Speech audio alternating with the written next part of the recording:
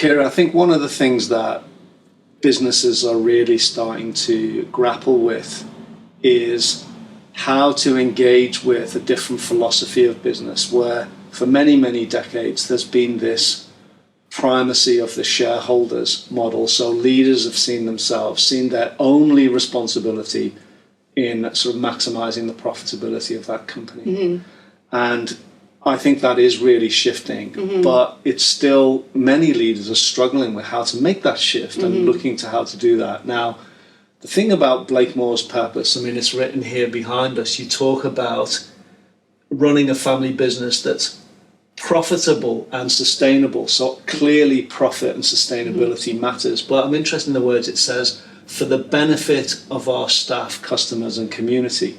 So it really, you do have a multi-stakeholder model here, don't mm-hmm. you, running in Blakemore's? Yeah. What does it take to create a business that is genuinely multi-stakeholder and not just for profit? What does it take to do that?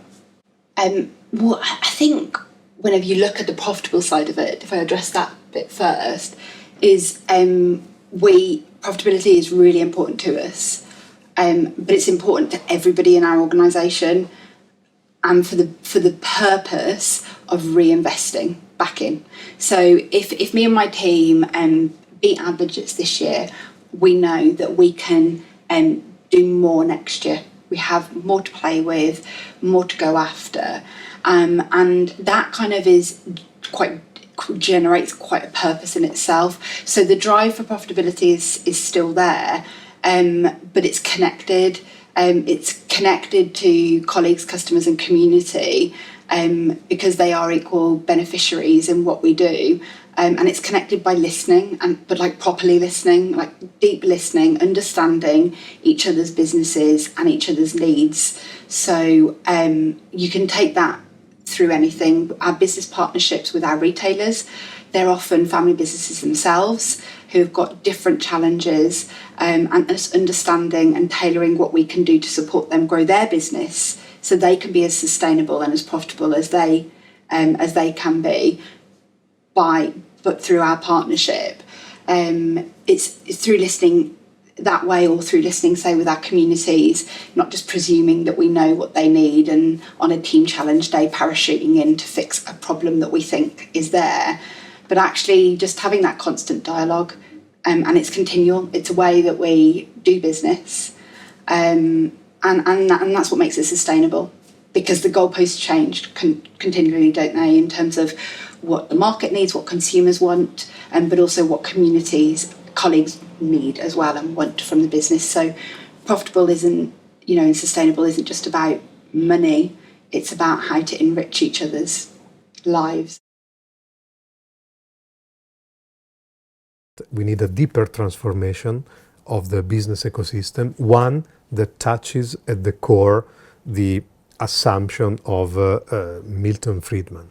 So we want to question the idea that businesses exist for the only reason of making a higher economic value for their shareholder.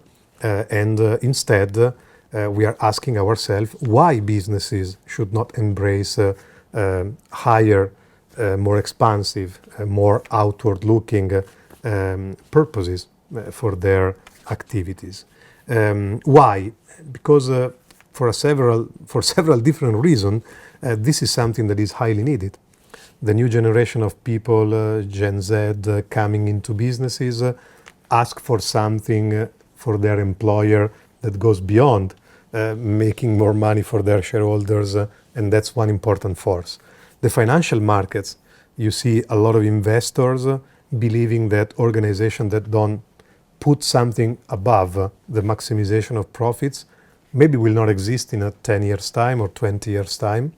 There are also, of course, customers that want to buy goods, services from businesses that have a stand on some societal, environmental problems and authentically commits to achieving them. And so all these forces are pushing more and more businesses to reflect on the deeper reason for being that they can take. And this reason for being has to do with improving the environment, improving society. why it's getting more traction, this idea? Because there's increasing empirical evidence that those companies that set for themselves a higher purpose than just maximizing profit, in the medium to long term, create also a lot of value for their shareholders. Evidently, we've got to make things sustainable in the sense of, how do we keep the lights on?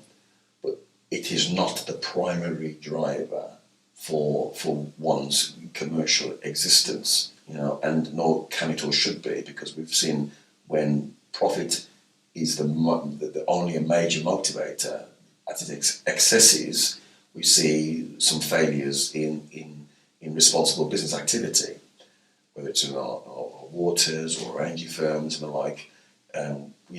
We can't live like that. And, we are human beings, we've got responsibility to each other. So the whole responsible business, or it used to be called CSR, that's been going for some years, as you know. But I think probably more so now than ever, whether it's on the sort of ESG bit, firms, big and small, are taking it more seriously, and which is good. I'm glad. It obviously presents opportunities for us to help articulate maybe some of that message where people are looking for answers, particularly throughout the pandemic, when we learned from put policy papers together, which I managed to get all the full local authorities in our area to sign, the NHS and colleges and the like, to say there's no pounds and shillings against the what we're going to do, but the intention about working together, collaborating together on the areas of employment, education, equality of environment. We recognise that even the best of us economically aren't going to tackle this on our own.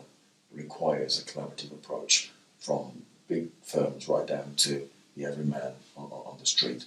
What can we do to find a narrative that we can all sign up to that end? And that's what I'm still working through today in my current roles. Beyond the sort of the Friedman mantra, I think that with the challenge we've got, where else can we go? The bottom line won't interpret, strictly speaking, the future that we want for society. And I think the purpose-driven business, the purpose-driven individual who's reflecting on life, who's reflecting on relationships, who's reflecting on impact, socially and otherwise, is the only way.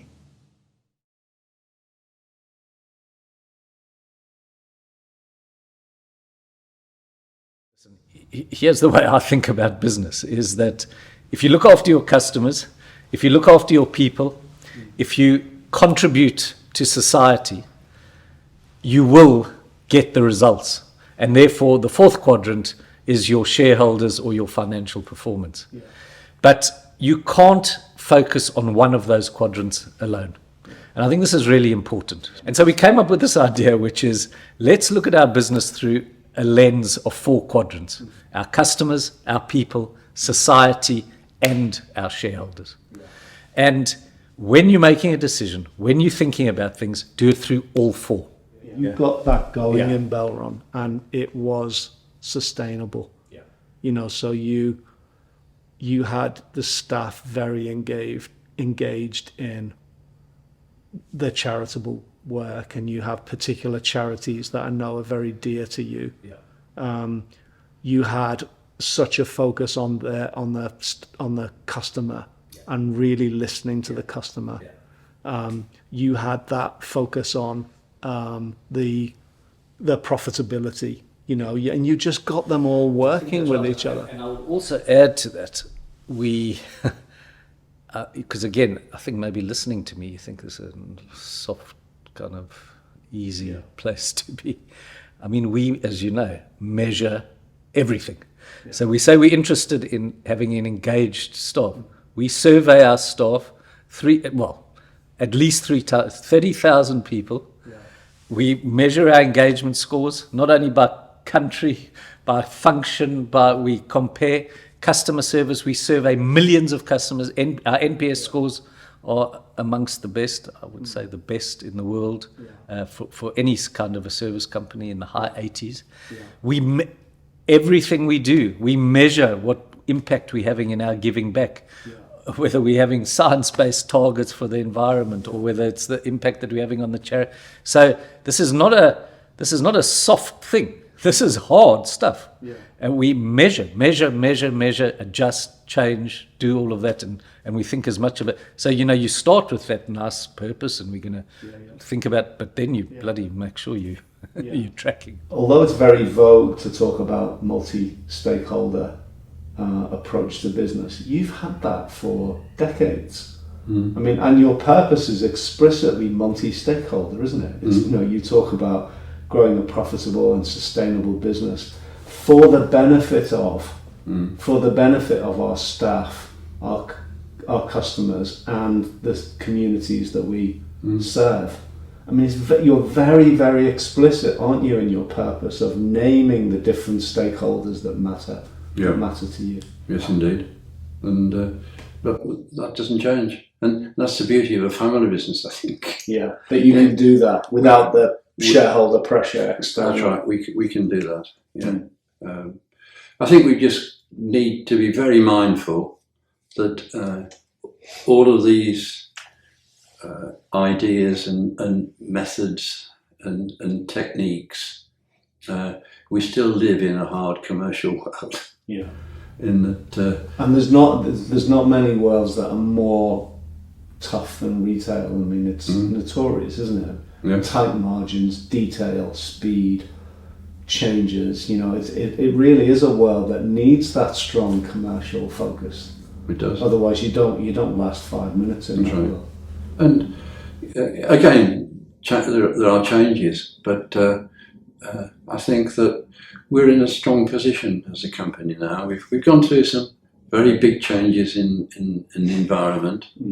There's a couple of things that have happened on this. First of all, I think that there is a lot more interest in sustainability, diversity, inclusivity, bringing people together than there ever has been in the past.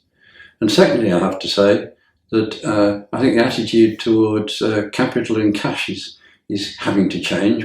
As a family-owned business, we have made, reinvest 94% of any surplus cash that we make.